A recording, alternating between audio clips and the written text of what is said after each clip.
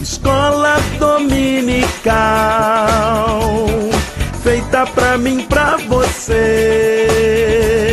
Espaço pra crescer e a Bíblia conhecer, sempre junto com você. Escola dominical, feita pra mim, pra você. Espaço pra crescer e a Bíblia conhecer, sempre junto com você. Graça e paz a todos que nos acompanham aqui no canal Palavra Viva e Fiel. Passaremos ao estudo da lição do Programa de Educação Cristã Continuada, neste trimestre com o tema O Livro dos Salmos. Aleluia! Louvai ao Senhor! Nossa oitava lição tem como título Salmo 119, a excelência da Palavra de Deus. Texto áureo, muito conhecido de todos nós: lâmpada para meus pés é a tua palavra, e luz para os meus caminhos. Salmo 119, versículo 105. A verdade prática nos ensina que trilhar os caminhos da vida, segundo a palavra de Deus, nos ensina a confiar no Senhor a cada passo e a cada decisão. Antes de passarmos para o comentário da lição, lembre de deixar o seu like, o seu curtir aqui neste vídeo. Deixe também algum comentário dizendo o que você achou da ministração desta lição. Pode deixar também alguma dúvida que você tenha tido sobre o conteúdo da lição, que nós prontamente responderemos. Passaremos então ao estudo da lição. Lembre também de compartilhar este vídeo com seus amigos, parentes e irmãos em Cristo. Nos ajude a espalhar a boa semente na internet. A introdução do comentário nos fala que o Salmo 119 é o capítulo mais longo da Bíblia. Apresenta a alegria daquele que adota a palavra de Deus como conselheira e guia para a jornada da vida. Em cada um dos seus 176 versos está presente o termo lei, ou equivalente a essa palavra, como a palavra, os mandamentos, as declarações, os juízos, os estatutos, as ordenanças, as instruções, os preceitos, as injunções, os testemunhos, a promessa, o caminho e a vereda. Isso nos mostra a multiforme graça de Deus através da sua lei, que vai muito além do que os 10 mandamentos, vai muito além do que as regras que foram dadas no Monte Sinai ao povo de Israel. O Salmo 119 não tem um autor e data definidos, embora muitos o atribuam ao rei Davi. Ele é escrito em forma de acróstico, seguindo as 22 letras do alfabeto hebraico, ou seja, cada uma das suas 22 partes começa com uma determinada letra do alfabeto hebraico na ordem que elas aparecem. Claro que em português nós não percebemos esse tipo de acróstico. Na nossa língua ainda não foi feita nenhuma tradução que tenha exatamente essa disposição. Cada seção contém 8 versículos, e todos os 8 versículos em qualquer seção começam com a mesma letra do alfabeto hebraico, bem entendido. O salmista inicia o poema de maneira confiante, regozijando-se com o fato de que as pessoas que obedecem à palavra de Deus de todo o coração desfrutam de sua bênção. Primeiro tópico: bênção da palavra de Deus. Primeiro item: purifica o jovem. De que maneira poderá o jovem guardar puro o seu caminho? Observando segundo a tua palavra. Uma questão importante surge no texto: como uma pessoa pode purificar sua conduta? Isso nos leva a concluir que nossas condutas por si mesmas não são puras. O pecado em nós acaba levando que qualquer das nossas condutas, por mais bem intencionadas que seja, acaba indo para o caminho do pecado. As nossas condutas, sejam na igreja, no trabalho, na família, por mais bem intencionadas que elas sejam, a tendência delas é se desviarem do caminho do bem. E somente a palavra de Deus pode nos ajudar a purificar nossas condutas. A resposta, portanto, é obedecendo a palavra de Deus. Qualquer pessoa, mesmo que seja jovem, arruinará a si mesma se escolher viver sem lei alguma ou segundo falsas doutrinas. Esse sentimento de que cada um pode criar as regras que quiser para viver a sua vida sem padecer as consequências não encontra respaldo na palavra de Deus. Para que estejam seguras, as pessoas deverão andar conforme as regras das Escrituras. A resposta dos problemas da mocidade em qualquer período da história é dar atenção à palavra de Deus, meditando nela, memorizando-a e dando seu testemunho aos outros. Infelizmente, o que temos visto cada vez mais é que a juventude de cada geração, ela vem cada vez mais se afundando no pecado e na miséria.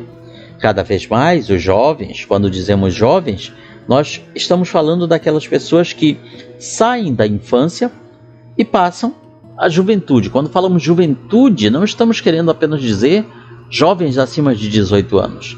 Também podemos incluir os adolescentes, pré-adolescentes, que já não são mais crianças e que estão no caminho de se tornarem adultos. Essas gerações, cada vez mais, elas são visadas pelo maligno para corrompê-las, para que ao crescerem se tornem adultos mais e mais corrompidos. Os preceitos de Deus funcionam em oposição ao domínio do pecado. As promessas de Deus, elas funcionam de forma oposta à sedução do pecado.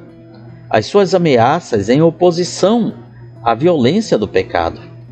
Que a nossa oração seja para que Ele, Deus, nos ensine seus estatutos, a fim de que, participando da sua santidade, possamos igualmente ser integrantes da sua bem-aventurança. Outra bênção das promessas de Deus para nós: protege do pecado. Guardo no coração as tuas palavras, para não pecar contra ti. É o que está dizendo no versículo 11 deste salmo. A palavra de Deus é um tesouro digno de ser guardado, e não há onde guardá-lo com segurança, a não ser em nossos corações. O compositor deste salmo testifica que ele mesmo havia internalizado e se fascinado pela palavra de Deus, guardando-a em seu coração, para manter sua pureza moral. Assim, pensar e agir conforme os preceitos do Senhor tornou-se para ele uma prática feliz, vívida, contínua. Portanto, é necessário que cada um de nós encontre prazer nos mandamentos do Senhor, desejando continuamente conhecê-los e praticá-los todos os dias. Outra bênção das promessas de Deus, de guardar a lei de Deus: abre os nossos olhos, desvenda os olhos. Desvenda meus olhos para que eu contemple as maravilhas da tua lei. Desvendar significa tirar a venda dos olhos, ou numa tradução melhor, tirar a cegueira dos nossos olhos. Com isso, a palavra de Deus está nos dizendo que por nós mesmos acabamos cegos, nascemos cegos, e só a palavra de Deus pode nos iluminar. O salmista compreende que uma vida repleta de propósito e de significado aguarda aquele que deseja ser guiado pela palavra de Deus. Por essa razão, suplica para que o Senhor o permita contemplar as suas maravilhas. Dessa forma, a palavra de Deus o fortalece e lhe confere confiança no agir sobrenatural de Deus em meio aos perigos e desafios da vida. O salmista roga ao Senhor por um maior entendimento de seus estatutos, para saber rejeitar o que é mal e escolher o que é bom, para agradar ao Senhor. Sua vida é construída em torno da devoção à palavra de Deus. Ele almeja uma vida segundo as veredas dos mandamentos do Senhor. A palavra de Deus lhe confere segurança de salvação, lhe confere coragem para responder a todos aqueles que o zombam, além de dar a ele confiança e ousadia para testemunhar a palavra de Deus aos governantes da nação.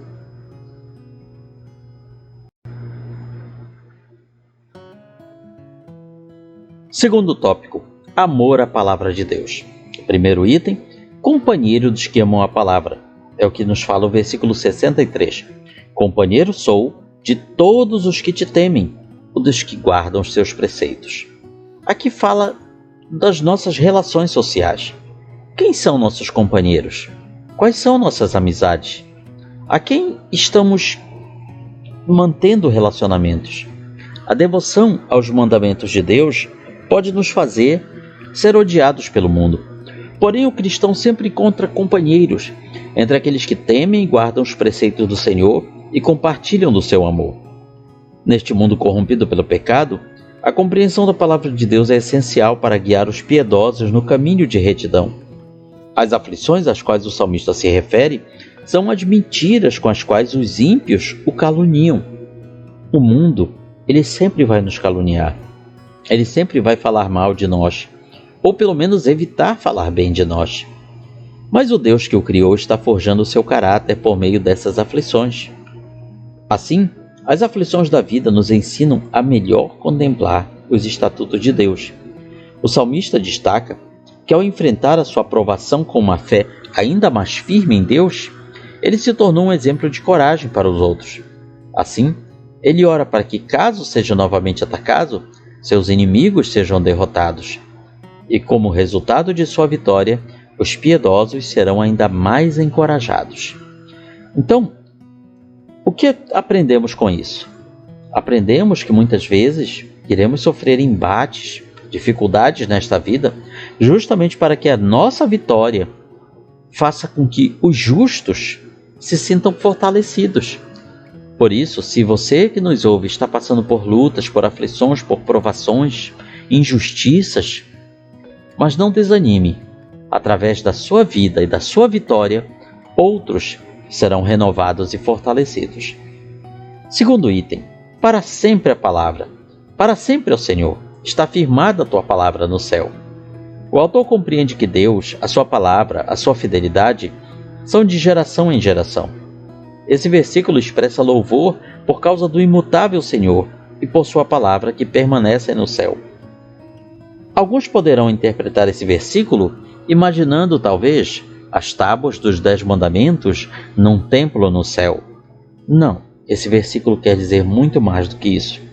Ele está nos ensinando que a palavra de Deus está numa dimensão superior à nossa.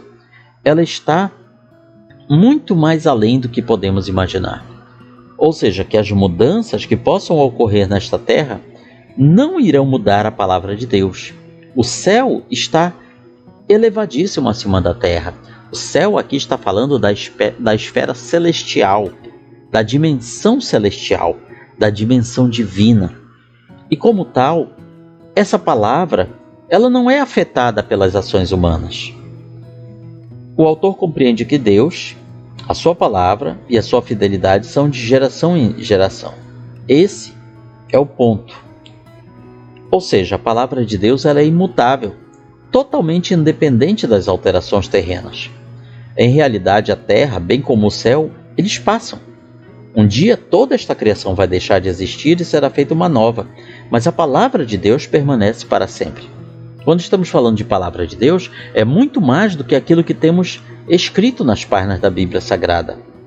É o pensamento de Deus, é a revelação de Deus para nós. A estabilidade da palavra de Deus no céu contrasta com as transformações e revoluções da terra. E os compromissos do pacto de Deus estão mais firmemente estabelecidos do que a própria terra. Tal firmeza é o que faz da Bíblia, a palavra de Deus, a expressão da perfeição absoluta e superior a tudo que neste mundo tem apenas uma aparência de perfeição. Nenhuma perfeição há nas obras condenadas ao fim, ou nas palavras humanas, que em nada são seguras. O que as pessoas dizem hoje, desfazem amanhã. O que elas realizam hoje, com o passar do tempo, bem pouco tempo, ninguém mais lembra. Mas a palavra de Deus permanece para sempre. O salmista viu a plenitude da palavra de Deus e a sua suficiência. Ele entende que a palavra de Deus é tudo o que precisamos. Ela é suficiente para todas as circunstâncias e para todas as épocas. Terceiro item. Oh, quanto amo a tua lei! É a minha meditação todo dia.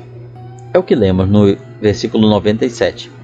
Sem os pedidos costumeiros, o salmista descreve como o estudo da lei divina o tornou mais sábio e mais entendido que seus inimigos. Mais entendido do que seus mestres. Mais entendido até do que os idosos, ali no sentido de pessoas de idade que têm muito conhecimento e experiência. Aqui, a ênfase está sobre a palavra de Deus, sobre a fonte do conhecimento. Não é sobre a inteligência que nascemos com ela ou que aprendemos nos bancos escolares. Ele não está falando disso. Ele está falando de uma inteligência espiritual. Gostamos de pensar no que amamos. Quão doces são as tuas palavras ao meu paladar, mais que o mel à minha boca. Toda verdadeira sabedoria pertence a Deus. O homem bom leva a sua Bíblia Não apenas, aqui o nosso comentário diz, consigo em suas mãos, mas o bom homem, o verdadeiro cristão, ele tem que levar a Bíblia muito mais do que nas mãos, e sim no seu coração, na sua mente. A palavra escrita é um guia seguro para que possamos vencer na vida e ir ao céu. Mas não basta termos a palavra, levarmos uma Bíblia nas mãos, debaixo do braço, como se fosse um talismã, um amuleto. Ela precisa estar no nosso coração, na nossa mente. A alma tem seus prazeres, assim como o corpo tem seus prazeres. O nosso deleite pela palavra de Deus será maior quanto menor for o nosso deleite pelo mundo. Quanto mais tivermos prazer na palavra de Deus, nas coisas de Deus, menos prazer teremos nas coisas do mundo. Terceiro tópico: proteção e alegria da palavra. Versículos 81 a 176. Primeiro item: lâmpada para os meus pés é a tua palavra e luz para o meu caminho. É o que lemos no versículo 105. A palavra de Deus nos dirige em nossa obra e caminho. Sem ela, o mundo seria um lugar tenebroso. O mandamento é a lâmpada que se mantém acesa com o óleo do Espírito, como a luz que nos dirige a escolher nosso caminho e os passos que damos neste percurso. Aqui, faça alusão à obediência aos mandamentos de Deus, por parte do pecador submetido a uma dispensação de misericórdia. E também aqui está se falando da obediência do crente que participa do pacto da graça. A sua peregrinação através da vida é sob a orientação dos ensinamentos divinos. Ele assim faz o voto de seguir a luz, onde quer que ela o leve, e sejam quais forem os perigos envolvidos. As armadilhas colocadas pelos ímpios são inumeráveis. Feliz é o servo de Deus a quem estas armadilhas não fizeram errar em relação aos preceitos do Senhor seu Deus. Como eu sempre gosto de lembrar, o crente vive num terreno hostil, perigoso. O mundo que nos cerca nos é contrário, por mais que pareça favorável. Os tesouros celestiais são uma herança eterna. Todos os santos os aceitam como tais. Portanto, podem se contentar com pouco neste mundo. Segundo item: a palavra de Deus é justa. Justo és, Senhor, e retos os teus juízos. Deus jamais fez nem fará o mal a alguém. Isso pode impactar algumas pessoas. Mas e os relatos de Deus castigando pessoas ao longo da Bíblia? E os versículos que falam de castigo aos ímpios? Calma! Aqui, quando dizemos que Deus jamais fez nem fará o mal a alguém, estamos querendo dizer que Deus não agirá de forma maligna com o ser humano. Até quando ele castiga tanto o justo quanto o ímpio, ele está fazendo isso não de maldade, não de sadismo, mas por justiça. As promessas são fielmente cumpridas por aquele que as fez. O zelo contra o pecado deve constranger-nos a fazer todo o possível para evitar o pecado. O nosso amor pela palavra de Deus é a prova de nosso amor para com Ele, porque ela está escrita de tal maneira que nos torna participantes de sua santidade. A lei de Deus é a verdade. A norma de santidade regra a moral de conduta, pois somente a obediência a Cristo é capaz de justificar o crente. Existem na palavra de Deus delícias que os santos desfrutam com frequência e com doçura quando estão em problemas e angústias. Quem já não passou por momentos de luta e dificuldade, com o coração pesado e angustiado, mas ao ler a palavra de Deus, ouvir algum louvor que fale da palavra de Deus, ler algum livro de algum escritor cristão sobre algum tema da vida cristã, não sentiu o bálsamo, o refrigério de Deus na sua vida? Enquanto os indivíduos desprezam a lei de Deus, o salmista exalta e estima a pureza da palavra do Senhor. O salmista ama os ensinamentos do Senhor mais do que o ouro puro. Ele afirma que os testemunhos de Deus são esplendidamente admiráveis, e por esta razão a sua alma os observa, e a sua boca suspira por eles. Amo os teus mandamentos mais do que o ouro refinado. O autor nos ensina que é somente através do discernimento da palavra de Deus que cada um de nós pode desenvolver uma verdadeira compreensão da justiça, da retidão, da fidelidade do Senhor. O terceiro item deste tópico nos fala de paz e louvor pela palavra de Deus. Grande paz tem os que amam a tua lei. Para eles não há tropeço.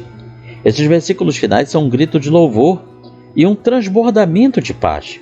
O intenso amor do salmista é para com o próprio Senhor e, por conseguinte, para com a palavra que expressa a sua vontade. Até mesmo na presença de potentes inimigos, o salmista tem uma paz interior que brota do seu amor pelos caminhos divinos. O autor ama a lei do Senhor e encontra nela grande paz. Os que amam o mundo andam confusos, deixaram-se confundir, pois não têm resposta para seus anseios. Os que amam a palavra de Deus têm grande paz, porque esta supera todas as suas expectativas. Aqueles em quem este santo amor reina não serão confundidos, pois para eles não há tropeço. Precisamos louvar a Deus até pelos momentos difíceis e de aflição que enfrentamos, porque através de sua graça alcançaremos a paz. O salmista resume a sua mensagem rogando o auxílio espiritual da palavra para louvar a Deus, enquanto declara sua intenção de permanecer firme sobre os fundamentos dos ensinamentos divinos. Suspiro, Senhor, por tua salvação. A tua lei é todo o meu prazer. Viva a minha alma para louvar-te. Ajudem-me os teus juízos. Concluímos com nossa aplicação pessoal. Nosso testemunho de vida deve refletir o amor que temos por Deus e pela sua palavra, de modo que outras pessoas desejem conhecê-lo através de Jesus. Aqui está, portanto, um resumo da nossa 8ª lição do Programa de Educação Cristã Continuada. E na sua igreja, na sua classe de Escola Bíblica Dominical, você certamente vai aprender muito mais. Comente, curta, compartilhe este vídeo, nos ajude a espalhar a boa semente aos corações. Que Deus nos abençoe.